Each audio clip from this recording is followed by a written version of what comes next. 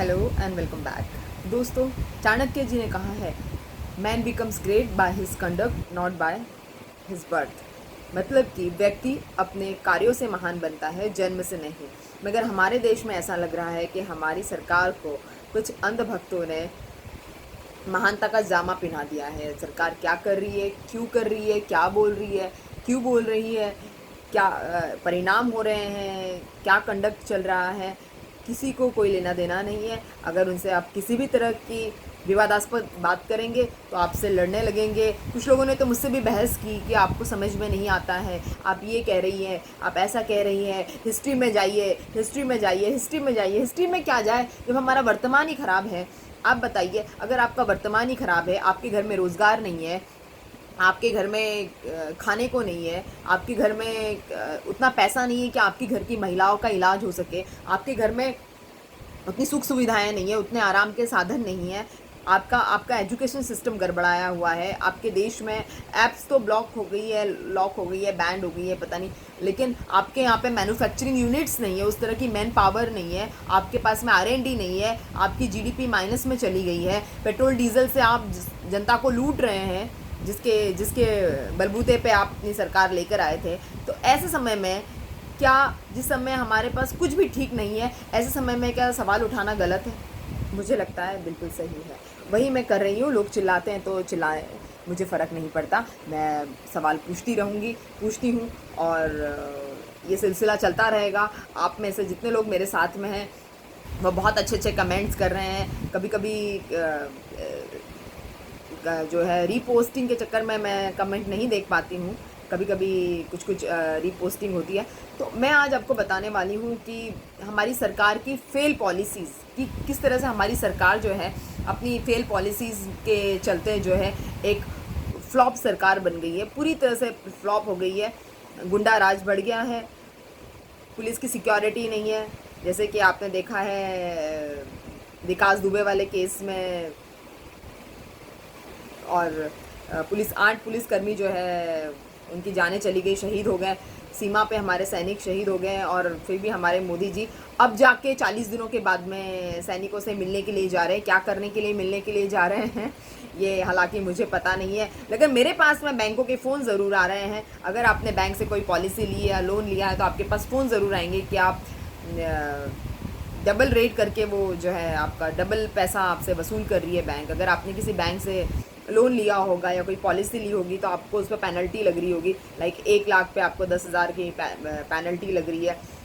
आपने लोन लिया होगा और आपकी किश्त अगर 3,000 है तो आपको 6,000 रुपये या 5,500 रुपये मिनिमम आपको भरने पड़ेंगे।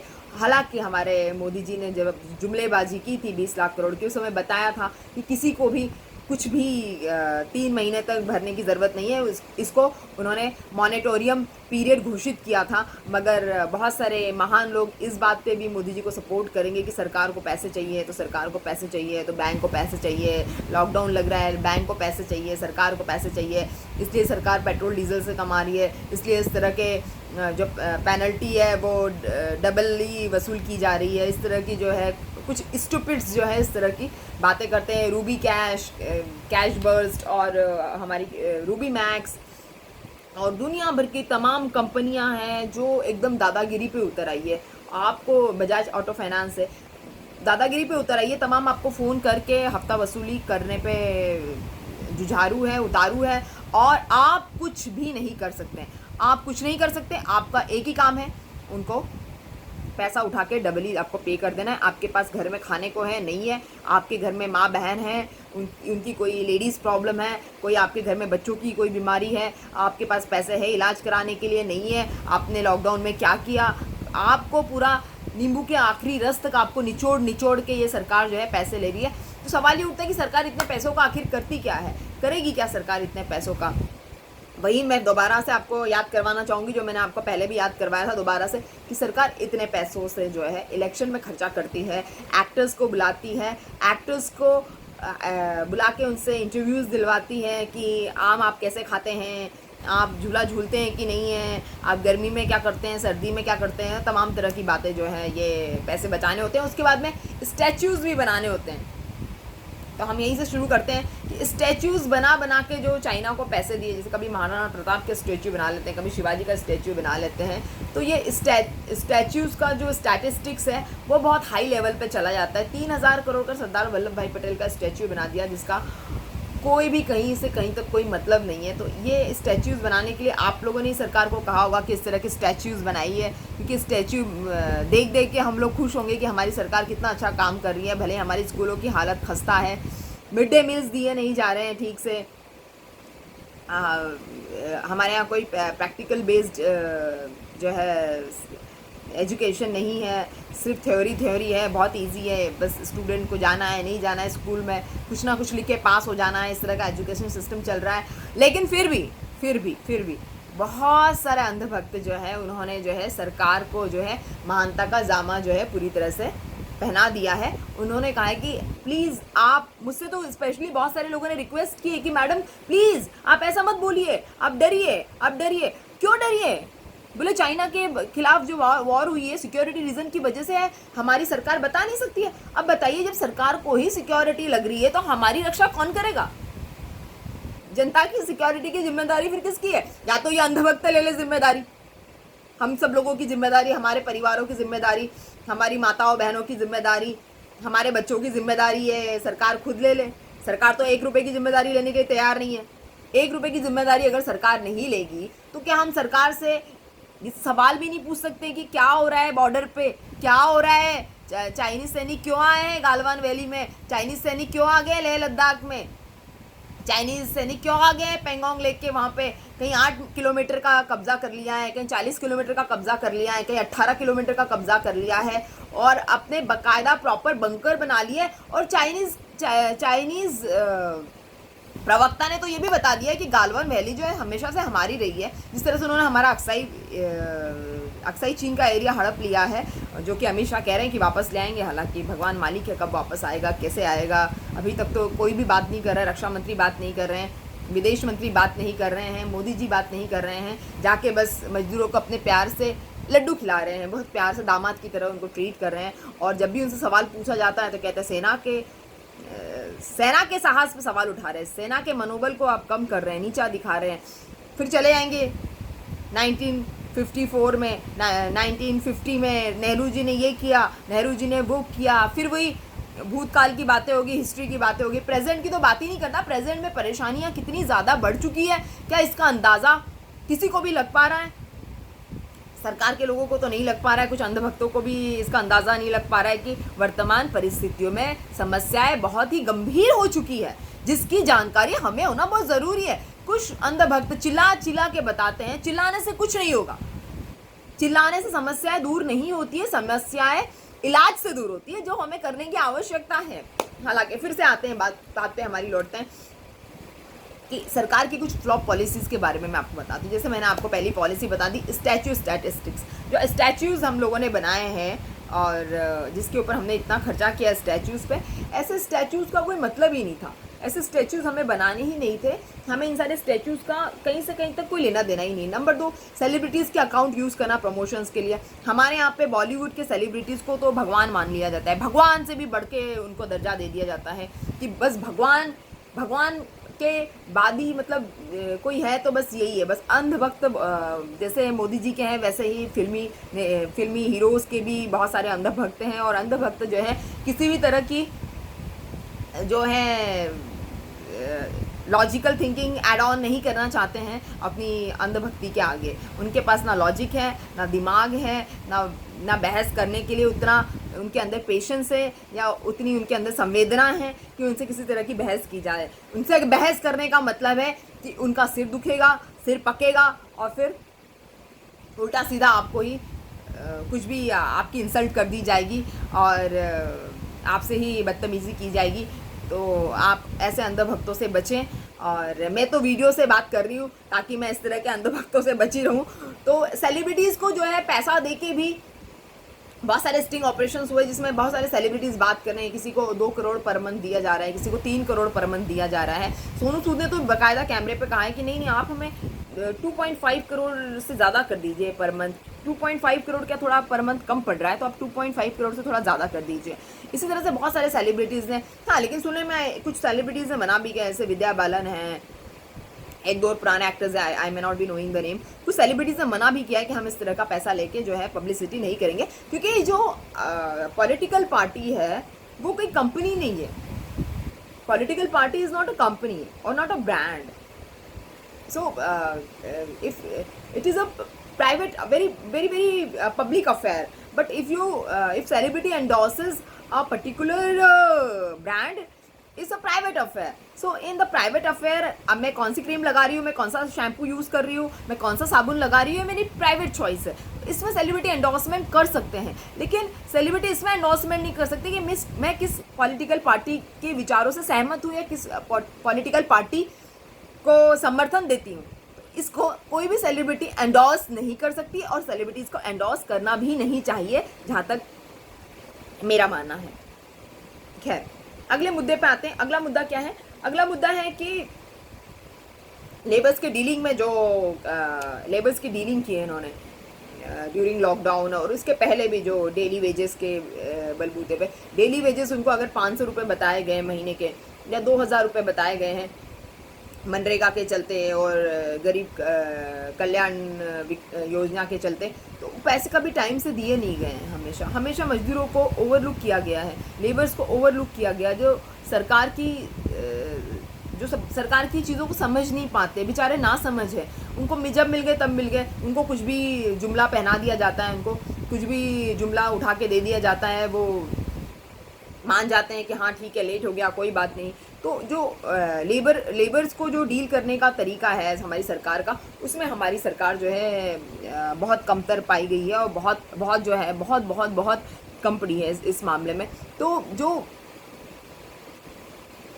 मजदूर है, जो आज हमारे देश की रीढ़ की हड्डी है, अगर हम उसकी सुख सुविधाओं का ध्यान नहीं रखेंगे, अगर हम गरीबी हटाओ का, हमारे 70 सालों से 60 सालों से हमारे यहाँ पे गरीबी हटाओ का नारा चल रहा है, मगर मोदी सरकार के होते हुए पर्टिकुलरली ये 6 सालों में जो है इतनी फैक्ट्रियाँ बंद हो गई है, डिमोनेटाइजेशन के बाद इतनी फैक्ट्रियाँ बंद हो गई है कि सारे मजदूरों को लगभग रोड पे आना पड़ रहा है। और ऐसा ही चलता रहेगा तो हर व्यक्ति रोड पर रहेगा, हर व्यक्ति के सामने समस्या रहेगी कि वो कल क्या खाएगा, उसके बारे में उसको सोचना पड़ेगा। और ये बहुत ही दयनीय विषय है, बहुत ही निंदा का विषय है कि 6 साल में इतनी बेरोज़गारियाँ बढ़ी है। 13 करोड़ बेरोज़गारियाँ हो गई है। 13 करोड़ तो ऑफिशियल है, अनऑफिशियल मुझे पता नहीं कितनी, इतनी ज़्यादा भयंकर बेरोज़गारियाँ बढ़ी है इस सरकार के टाइम पे कि सच में समझ में नहीं आता है कि सरकार आखिर कर क्या रही है। सब जगह विनिवेश का माहौल चल रहा है, कंपनीज़ को उठा के निजीकरण कर दिया जाता है, कंपनीज़ का उठा के निजीकरण कर दिया जाता है कंपनीज़ का। निजीकरण में निजी लोग कभी जनता के बारे में नहीं सोचेंगे। They'll think only to mind their profits, they'll just mind their profits and that's it. They will never ever mind the comfort, or they will never ever mind the like subsidy for the public. जैसे हम लोग अभी trains जैसे निजीकरण में जा रही है, 151 जो रोडों पे 151 ट्रेनें जो है 109 रोडों पे चलाई जा रही है, 109 रोड की ट्रेनें जो है 151 ट्रेनें अभी निजीकरण में दी जा रही है। तो जो ट्रेनों के मामले में जो सब्सिडी होती थी 43% की सब्सिडी जो जनता को सस्ते टिकट के लिए सरकार की तरफ से रखी थी, अब वो नहीं दिया जाएगा। क्यों नहीं दिया जाएगा? क्योंकि अब वो निजी हाथों में चला गया, वो प्रॉफिट मेकिंग एंटरप्राइज हो गया है। और ऐसा ही अटल बिहारी वाजपेयी की सरकार में था, जो बीजेपी की पहली सरकार थी, उसके समय भी ऐसे ही निजीकरण कर दिए गए थे। तो जो डिसइन्वेस्टमेंट की जो पॉलिसी है, डिसइन्वेस्टमेंट की जो ये प्रथा है, जो बीजेपी सरकार ही चलाती है, ये अंधभक्तों को समझने की ज़रूरत है कि इस तरह की प्रथा आखिर चलाई क्यों जा रही है। और मोदी जी आते हैं, मन की बात करते हैं, चले जाते हैं। मोदी जी आते हैं, मन की बात, अरे मन की बात करके चले जाते हैं। कभी किसी दूसरे की भी तो सुनो, कभी जनता की भी तो सुनो, कभी बुद्धिजीवियों की भी तो सुनो, कभी कोई क्वेश्चन पूछ रहा है तो उसकी प्रशंसा तो कीजिए आप। और एक और चीज़ है, इस बीजेपी गवर्नमेंट में नो प्रेस कॉन्फ्रेंसेस, ओनली जुमलेबाजी। मीन्स एक कहावत है हिंदी में, नो रैशन ओनली भाषण। भाषण देना एक अलग बात है, फेस टू फेस बातें करना एक अलग बात है, जैसे मैं अभी आप लोगों से फेस टू फेस बात कर रही हूँ। फेस टू फेस बात करना बहुत ही अलग सब्जेक्ट है, जुमले देना एक बहुत ही अलग टॉपिक है। तो अगर आप सिर्फ जुमले ही देंगे, जैसे योगी जी ने कहा कि लॉकडाउन के चलते 21 लाख लोगों को नौकरियां दे दी है। कहाँ 21 लाख नौकरियां, किसको दे दी? क्या मतलब, ये तो जंगल में मोर नाचने वाली बात हो गई। मतलब इस तरह से जुमले दे के ये लोग अपनी दाल रोटी चला रहे हैं, और जनता को बताया जा रहा है कि जनता सवाल तक ना पूछे, जनता कुछ ना कहे, जनता किसी के बारे में बात ना करे, वरना वो एंटी नेशनल हो जाएगी। अभी तक तो एंटी मोदी चल रहा था, अब चल रहा है एंटी नेशनल हो जाएगी। एंटी मोदी भी नहीं, अब तो एंटी नेशनल आपको घोषित कर दिया जाएगा। जैसे संबित पात्रा जी रोज टीवी पे आते हैं और रोज वो सोनिया गांधी जी को, कभी राहुल गांधी जी को, कभी राजदीप सरदेसाई को, कभी किसी बीजेपी के बड़े प्रवक्ता को, किसी ना किसी को चाइनीज या पाकिस्तानी घोषित कर देते हैं। तो यही है कि नो प्रेस कॉन्फ्रेंस, ओनली भाषण। कोई आपकी प्रेस कॉन्फ्रेंस नहीं होगी। आपसे आपने अगर क्वेश्चन पूछा, आपसे बदतमीजी की जाएगी। आपकी 100 बार, 1 घंटे में, आधे घंटे में, 15 मिनट में आपकी 100 बार भी इंसल्ट हो सकती है, 500 बार भी इंसल्ट हो सकती है। आपने सवाल पूछा, मतलब आपको इंसल्ट के लिए बिल्कुल रेडी रहना पड़ेगा। उसके बाद में एक और चीज़ है कि जो बीजेपी के प्रवक्ताज होते हैं वो बहुत गाली गलौज के साथ बात करते हैं। आपने देखा होगा टीवी का, न्यूज़ का, गोदी मीडिया के, कहते हैं ना जिसकी जेब गर्म होती है वो ज़्यादा आवाज़ करता है। तो अब गोदी मीडिया की जेब गर्म हो चुकी है। उनको अगर पैसे दिए जाएंगे, उनको बोलेंगे इतने पैसे रखो और यही आपको चलाना है, तो वो वही चलाएंगे। वो क्यों नहीं चलाएंगे? उनका काम है वही चलाना। they'll run whatever they are asked to run, so there are no two ways about it। और अगर उनसे कभी कोई हम लोग क्वेश्चन कर लें तो वो कहेंगे अरे आप राहुल गांधी से शिक्षा लेकर आ रहे हो क्या? राहुल गांधी के समर्थन में बोल रहे हो, आप तलवे चाट रहे हो कांग्रेस के, कांग्रेस की दादागिरी में आ गए आप कांग्रेस से प्यार करते हैं, आप कांग्रेसी हैं, आप एंटी नेशनल है, आप एंटी मोदी है। आपने क्वेश्चन कैसे पूछा? So you cannot ask any single question. आप किसी भी तरह का क्वेश्चन आप जो है उनसे नहीं पूछ सकते हैं। आपकी मजाल नहीं है कि आप किसी भी तरह का कोई भी क्वेश्चन किसी भी बंदे से पूछ सकते हो। जैसे हमारे वो क्या नाम है उसका, there is a one guy, Gaurav Arya जो 6-7 साल की नौकरी करके आ गया है, और उसी चक्कर में उसने सेना में नौकरी के बलबूते पे उसको पत्रकार की नौकरी कहीं से मिल गई है। वो बहुत ज़ोर ज़ोर से चिल्लाता है। उसके बाद में मेजर जनरल एक जीडी बख्शी, तो जीडी बख्शी जी इतना चिल्लाते हैं, माँ बहन की गालियाँ। मतलब हमारे हॉल्स में हमारे बच्चे बैठे हैं, हमारे पेरेंट्स बैठे हैं, हमारा मतलब सभी बैठे रहते हैं हमारे हॉल में, किसी के भी घर में, ड्राइंग रूम में, जहाँ बैठ के हम न्यूज़ चैनल देखते थे बहुत प्राउड से किसी समय में। अब नज़रें झुकानी पड़ती क्योंकि हमारे पेरेंट्स बैठे हैं, हमारे घर में कोई छोटे बच्चे हो तो छोटे बच्चे बैठे हुए हैं, या हमारे बड़े भाई बहन बैठे हैं, हमारे बुजुर्ग बैठे हैं, हमारे दादा दादी बैठे हुए हैं, नाना नानी बैठे हैं। तो हमें नज़रें नीचे झुकानी पड़ती है क्योंकि वहाँ पर लगातार माँ बहन की गालियाँ चल रही है। Man, that is a social platform, that is a national TV, national television, you cannot say TV idiot box any longer। आज की तारीख में आप टीवी को इडियट बॉक्स नहीं कह सकते क्योंकि टीवी बहुत ही फास्ट और रैपिड खबरें दिखाता है। उसमें आप आके गाली गलौज कर रहे हो। अभी वो दानिश रिजवान और जीडी बख्शी का एक मैं देख रही थी डिबेट, वो माँ बहन की गालियाँ बोल रहे हैं, किसी को कबूतरबाज बोल रहे हैं, किसी को पता नहीं पोपड़बाज बोल रहे हैं, कुछ का कुछ बोल रहे हैं, और मतलब इसने जोर जोर से चिल्ला रहे हैं। मतलब और अच्छा, और एंकर जो है वो पैसे लेके बीजेपी से वो थोड़ा सा पिन मार देते बीच में, अच्छा हाँ बोलिए, अच्छा आप जो है कांग्रेस में है तभी आप आगे नहीं बढ़े, कांग्रेस आपको आगे नहीं बढ़ने दे रही है, कांग्रेस आपको ये नहीं करने दे रही, कांग्रेस आपको वो नहीं करने दे रही है। मतलब कुल मिला के जो है पूरा की पूरा जो है आपके ऊपर, आपकी कांग्रेस के ऊपर और आपके एंटी नेशनल होने पे इस तरह के सवाल उठा लिए जाएंगे जिसकी मतलब आप कल्पना नहीं कर सकते कि आपके साथ में कितनी घटियापंती जो है ये लोग करेंगे, और ऐसी गालियाँ देंगे। उनको लगता है बस सर्जिकल स्ट्राइक तो मोदी जी ही कर सकते हैं। 1971 में भी सर्जिकल स्ट्राइक हुआ था, अटल बिहारी जी के टाइम पर भी हमने पाकिस्तानियों को हराया था। तो ऐसा नहीं है कि मतलब सिर्फ मोदी जी ही सर्जिकल स्ट्राइक कर रहे हैं। अभी मोदी जी जो है नीमो में गए हुए, जहाँ पर वो सारे रिजॉर्ट है और होटलें हैं और बड़ा चिल आउट इसी जगह है, वहाँ पर गए हुए हैं। वो गालवान घाटी पे क्यों नहीं गए? वो मतलब बहुत वहाँ से बहुत दूर गए हैं, जहाँ जहाँ पर सेनाएं एक्चुअली लड़ी और जहाँ पर हमारे 20 जवान 21 जवान जो है शहीद हो गए हैं वहाँ से, और हमारे जो बाकी के जवान जो है घायल हो गए हैं। अरे आप ये बताइए कि जो हमारा सेना का जो कमांडिंग ऑफिसर है, कमांडिंग ऑफिसर ही अगर हमारा मर गया है तो सेना को कमांड कौन देगा? बड़े बड़े मुझे तो हंसी आ रही है कि हमारा कमांडिंग ऑफिसर ही जब नहीं है तो सेना को कमांड कौन देगा? कमांडिंग ऑफिसर की डेथ हो गई है और फिर भी मोदी जी कहते हैं कुछ नहीं हुआ है, कुछ नहीं हुआ है। क्या सिक्योरिटी है? क्या छुपाना चाह रहे हो? कभी कहते हो कि आप इसराइल से हेल्प ले रहे हो, कभी कहते हैं आप जापान से हेल्प दे रहा है, आपको रेडी हो गया है, रशिया आपको बहुत हेल्प कर रहा है, आप एकदम फुल ऑन प्रिपेयर्ड हो गए हो, सबसे हेल्प ले रहे हो, सबको बता रहे हो। सिर्फ देश की जनता को बताने में आपकी नाक कट रही है कि वहाँ पे चाइना जो है सब तरफ से आपको बिल्कुल दबोच लिया है चाइना ने। इतना सा बताना नहीं है आपको। झूठ बोल रहे हैं। कभी रक्षा मंत्री जी मानते हैं तो विदेश मंत्री मना कर जाते हैं, विदेश मंत्री मानते हैं तो मोदी जी सीधे सीधे पता नहीं क्या बैठक बुलाते हैं, 17-18 दिन के बाद क्या बैठक बुलाई जाती है, क्या बैठक में बात होती है, सीधे मना कर देते हैं। इस तरह की पॉलिसीज है।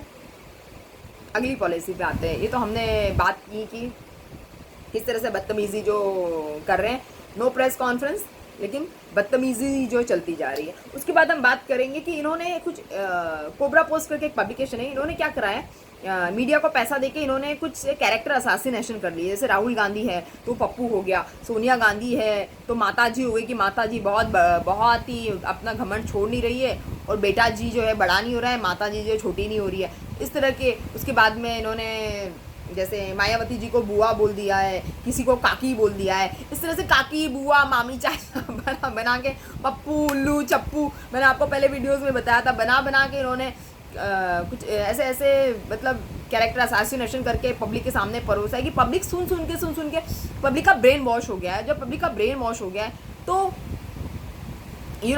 पब्लिक इज़ पब्लिक, जो उनको समझाया जाता है, जो सिखाया जाता है, जिस तरह की प्रोग्रामिंग जो पब्लिक के माइंड में दी जाती है, पब्लिक तो वैसे ही सोचेगी, पब्लिक और कुछ दूसरा सोच भी नहीं सकती है, राइट।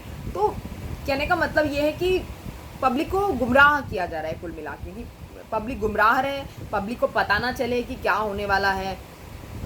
उसके बाद में संबित पात्रा जी ने एक पोस्ट कर दिया था अभी ट्विटर पे, जिसमें वो सोनिया गांधी जी और राजीव गांधी जी जो है वो वाइन ग्लासेस लेके चीयर्स कर रहे हैं शी जिनपिंग से। एक फ़ोटो में तो सोनिया जी हाथ मिला रही है, तो इन लोगों को जो है चीनी एजेंट बता दिया कि चीनी एजेंट है। हालांकि संबित पात्रा की नज़र में हर इंसान जो मोदी जी के बारे में एक भी सवाल पूछ ले, मोदी जी क्या देश है, अमित शाह जी क्या देश है, बोल नहीं, आपने मोदी जी के बारे में सवाल पूछ लिया, आपने अमित शाह के बारे में सवाल पूछ लिया, आप जो है देश के खिलाफ हैं, आप पाकिस्तान चले जाइए। और मतलब मोदी जी देश है, देश हम सबका है, अमित शाह जी देश है, देश हम सबका है। तो जब हम सबका देश है तो फिर प्रॉब्लम कहाँ आ रही है? लेकिन हम सवाल पूछ ही नहीं पा रहे हैं, हम किसी से सवाल नहीं पूछ पा रहे हैं, हम चुपचाप अपना मुंह बंद करके घर में बैठे हुए हैं। खैर, अगले पॉइंट पे आते हैं। कैरेक्टर असासिनेशन वाला पॉइंट तो हो गया। सारे ये फर्जीवाड़े हैं, सब समझ में आते हैं, सब समझ में आता है ये, ठीक है, ये छोटे मोटे फर्जीवाड़े नहीं है। और अगर इस तरह की बात हम करेंगे तो अभी कोई मोदी भक्त हो या कोई अंध भक्त हो तो वो तो मार पिटाइयाँ करने लगे सीरियसली। तो अगला आता है डिमोनेटाइजेशन। डिमोनेटाइजेशन का मतलब ये था कि बहुत टैक्स कलेक्शन हो जाएगा और जो पूरे पैसे ब्लैक मनी वापस आ जाएगी, आतंकवाद रुक जाएगा। आतंकवाद रुका नहीं है। डिमोनेटाइजेशन के बाद में 8 नवंबर को जो है आपके आसाम में आतंकी हमला हुआ था। उसके बाद में 22 नवंबर को कश्मीर में टेरर अटैक हुआ। उसके बाद में जो है 29 अक्टूबर को नारगोटा में टेरर अटैक हुआ, जिसमें 8 से 9 आर्मी जवान मर गए थे। तो आतंकवाद, नोटबंदी से किसी भी हिसाब से आतंकवाद तो कम नहीं हुआ है, इतना तो सबको समझ में आता है, मुझे भी समझ में आता है, आपको भी समझ में आता है, हम सबको समझ में आता है कि आतंकवादी हमले बालाकोट में भी हुआ है, पुलवामा में आतंकवाद हुआ है। ये सब क्या हो रहा है? फिर जब आप देखते हैं कि आप सब जगह से असफल होते हैं तो आप पूरा ध्यान जो है वो पूरा ऐसे ऐसे ऐसे ऐसे ऐसे ऐसे टर्न करके आप ऐसे करके पूरा आप देशभक्ति की तरफ पूरा ध्यान आप पब्लिक का कर देते हैं। क्या है ये? आपने आपको लगा 2019 के इलेक्शन आ रहे हैं, आपके पास कोई मुद्दा बचा नहीं, आपने लेके फ़ौरन आपने देशभक्ति की तरफ पुलवामा अटैक में ध्यान लगा दिया पब्लिक का, क्योंकि आपके पास में दिखाने के लिए कोई रिपोर्ट कार्ड तो ऐसा था ही नहीं।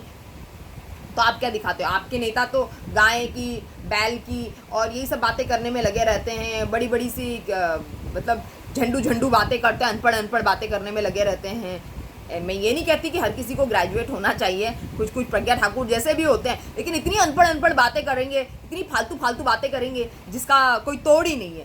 तो ऐसे में फिर जब कुछ बताने को रहेगा ही नहीं तो क्या करेंगे? यही बताएंगे, देशभक्ति की तरफ ध्यान आकर्षित करेंगे।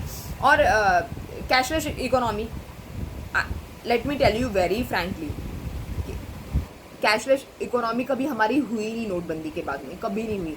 बस 1 से 3 महीने का जो पीरियड था वही कैशलेस था, उसके बाद में 2000 की नोट हमारे पास में आ गई और हमारे पास में हमें अभी भी कैश ही चल रहा है। कभी हमने कैशलेस इकोनॉमी हमने कभी की ही नहीं है, कभी नहीं होगी हमारे यहाँ पे कैशलेस इकोनॉमी। आप सोचोगे कैशलेस इकोनॉमी आपकी हो जाएगी, झूठी बात है, बिल्कुल झूठी बात है। Let me tell you very very frankly. और हाँ, ये चीज़ हो गई है कि आपको पता चल गया इतने लोगों के अकाउंट है और कैश कलेक्शन में कहते हैं वृद्धि हुई है नोटबंदी से, लेकिन कैश कलेक्शन 2016 से पहले भी 2015 और 2014 में भी कैश कलेक्शन अच्छा खासा हुआ था। नोटबंदी से पहले भी cash collection, tax collection sorry, बहुत अच्छा हुआ था। तो उसको डायरेक्टली टैक्स कलेक्शन से भी आप नहीं जोड़ सकते, क्योंकि हमारे देश में जो है 1000 तरह की प्रॉब्लम्स है। हमारी सरकार हमारा कुछ नहीं देखती है, हमको 1000 तरह की प्रॉब्लम होती है, हमको 1000 तरह से पैसे खर्चे करने होते हैं, हमको 1000 तरीके से खर्चा मैनेज करना होता है, घर मैनेज करना होता है, दवाइयाँ मैनेज करनी होती है, मेडिकल मैनेज करना होता है, मतलब यू नेम इट, हर चीज़ आपको खुद से मैनेज करनी है ना। पब्लिक ट्रांसपोर्ट इतना अच्छा नहीं है, पॉपुलेशन इतनी ज़्यादा है, तो क्या हम कैशलेस करेंगे? कैसे करेंगे हम कैशलेस बाबा? We can not do it. और अभी नहीं है, बहुत सारी कंपनीज़ के सर्वे हैं कि हमारी जो इकोनॉमी जो पहले कैश में थी वैसे ही अभी भी हम कैश में ही चलते हैं। तो नोटबंदी का ऐसा फ़ायदा डायरेक्ट तरीके से किसी को नहीं हो रहा है। फिर आधार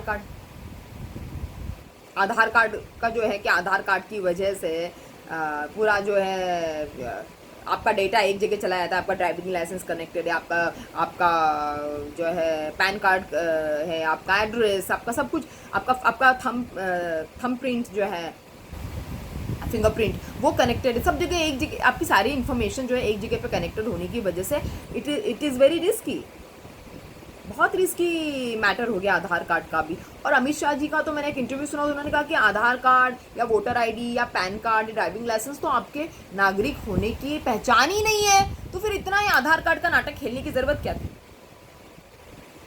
है ना।